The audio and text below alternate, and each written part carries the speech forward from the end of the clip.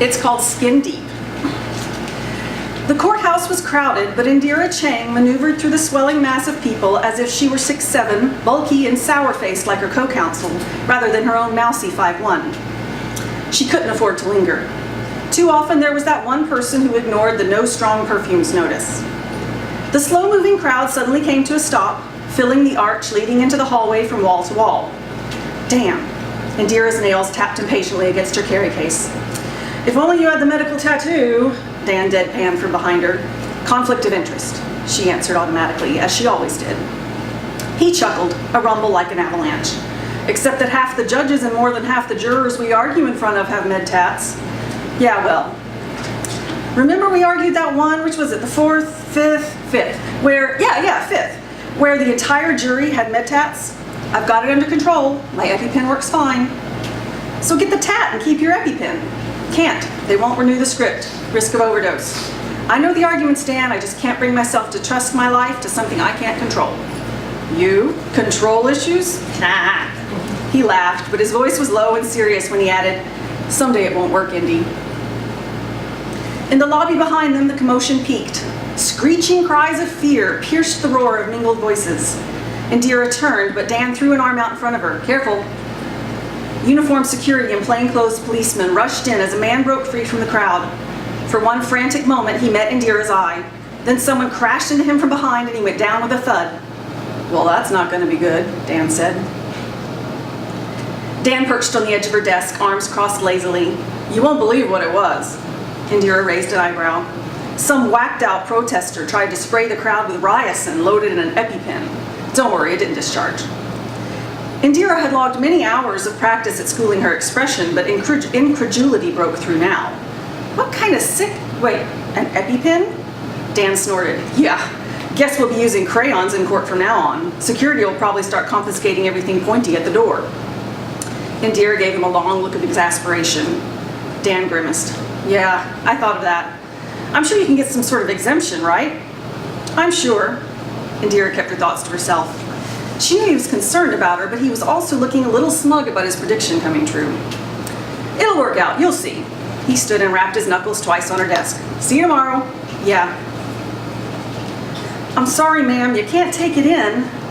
Indira scowled at the EpiPen in the guard's hand to keep herself from scowling at the young man who held her medicine hostage. It wasn't his fault. Suited lawyers and nervous family members murmured behind her, shifting in a restless herd while she held up the line. Come on, Ari. Yesterday I was Indira and today I'm ma'am. I have a note from my physician right here. It's biometrically notarized. You know I need it for my perfume allergy. You check it through every day. The young man looked around for help. I'm sorry, maybe you can speak to my manager? She left for a meeting about 15 minutes ago, but she should be back in an hour maybe? I can't wait that long. I'm due in court in 20 minutes. He shrugged, a dull red creeping up his face and ears. The din behind Indira was growing louder and more frustrated. I'm sorry? Fine, she said, picking up her carry bag, sans EpiPen, and slinging the strap over her shoulder with a frustrated jerk. Keep it. Can I go in now? Yes, ma'am. Dan waited for her inside the checkpoint.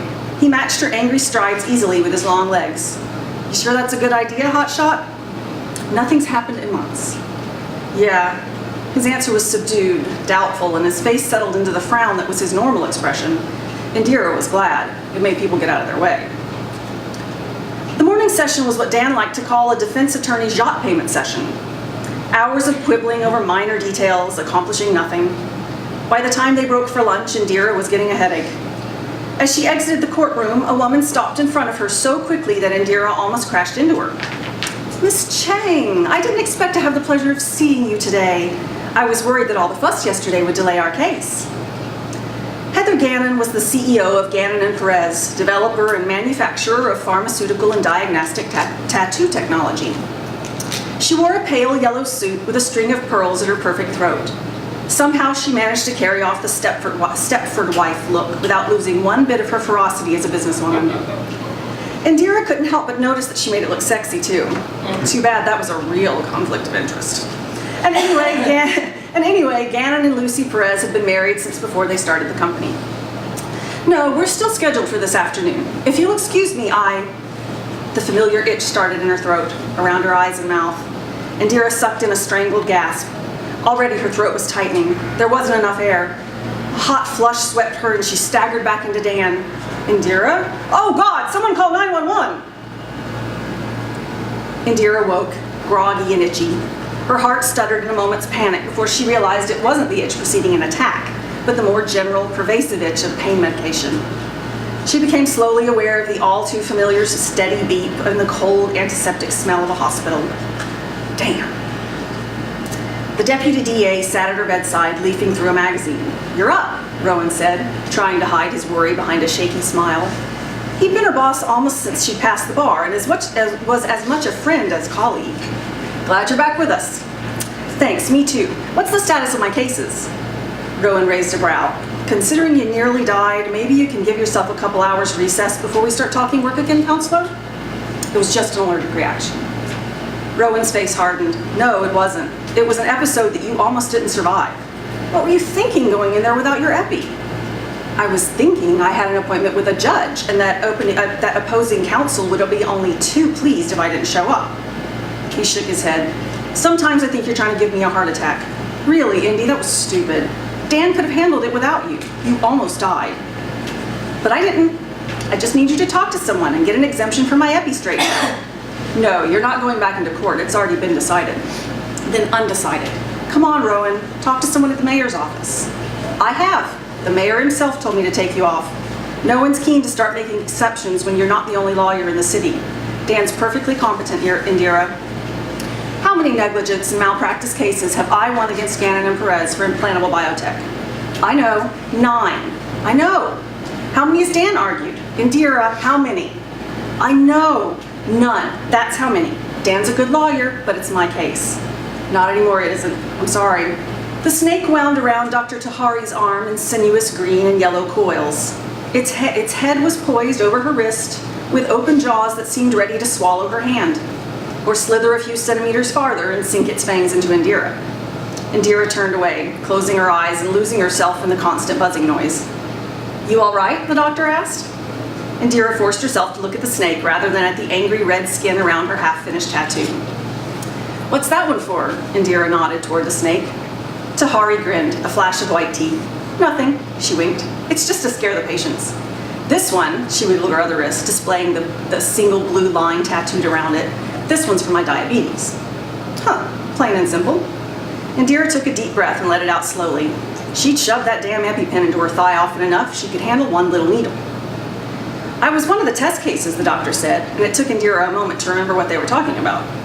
"The first ones were all the same," she went on. "They got fancy once they were in common use. I keep meaning to make it into something more interesting. I just haven't decided what I want yet."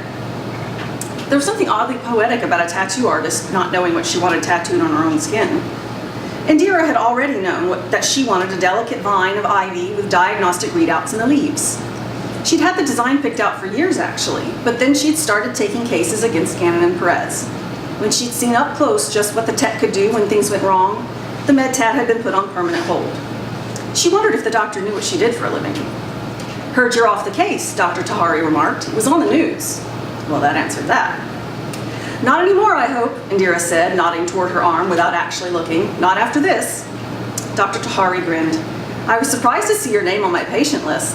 I would have thought you'd be a little, well, disinclined to get the tattoo, considering." "It's not personal. I'm just doing my job." Indira grimaced as the needle traced a thin, painful line over a nerve. "Though it wasn't my first choice, I'll admit." "You're doing the right thing. Allergies like yours are one of the best applications of the MedTap. I don't think there have been any cases of failure with those." Indira shook her head. "There have, but it was addressed years ago. They're one of the safest applications now." "And you would know." Silence lapsed, but for the buzz of the needle. Indira looked toward the vial with her name and patient ID on it. Each vial of serum was customized, engineered out of the DNA of its designated target. The tattoo clinic received the bioengineered serum from Gannon and Perez, and then added it to that patient's ink. She had tried a case where the labels on 2 vials had been switched, and 2 patients had gotten product meant to cure conditions they didn't have. The non-diabetic who got the insulin regulator only noticed that her dust and pet allergy dander wasn't getting better. The diabetic whose blood sugar suddenly went wild was the one who brought the case. When Indira won it, Gannon and Perez had tightened its quality assurance practices. "This This is where I usually make sure you know how this thing works, Dr. Tahari said, but given who I'm talking to, I suspect you know better than I do. Indira tried to smile. I'd say I know the basics. The tattoo didn't contain medicine, but rather engineered cells that would produce medicine as needed, whenever needed. Because the cells themselves were never depleted, just activated and deactivated, the medicine could never run out. The diagnostic displays were mostly for reassurance. People liked the feedback so that they knew the tattoo was working. The buzzing halted while the doctor switched inks, the sudden silence echoing in Indira's ears. I'm just finishing up the display. You'll see the presence of allergens.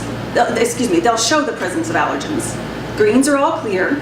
You might see some fluctuation in the green, but that's just cosmetic, like a screensaver when your phone's in standby. Yellow means a small but not dangerous concentration is detected, brighter toward the source of the concentration so that you know which way to go if you want to avoid it. The deeper autumns are when things get nasty. Red means you're around a high enough concentration to trigger the drug. Brown means it's in your system, dealing with the threat. You know what an epi hit feels like. The color just reinforces that yes, that's what the flush sensation is. Then brown will fade back to yellow and eventually green. She set the tattoo gun down and wiped clear. They were once known as angels from the sky of heaven.